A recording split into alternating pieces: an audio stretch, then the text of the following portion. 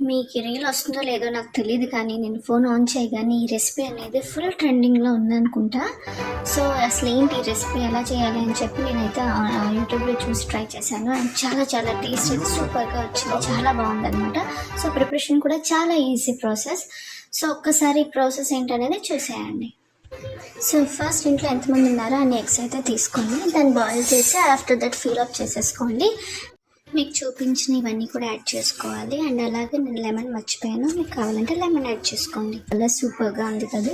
So after that ఎగ్స్ని ఒక్కొక్కటిగా half cut చేసుకొని సో హాఫ్ దాంట్లో స్పూన్తో వేసేసుకోండి. అందులో పెట్టి పెట్టుకుంటే డబుల్ పెట్టుకోవచ్చు, లేదా ఫస్ట్ టైం కాబట్టి ఎలా ఉంటుందో ట్రై చేద్దామని సింగిల్గా పెట్టుకున్నాం. సో బాగుంటే నెక్స్ట్ డబుల్ వైపు పెట్టుకొని తింటామన్నమాట. సో ఎలా ఉందో అడిగి తెలుసుకుందాం. ఎలా ఉంది?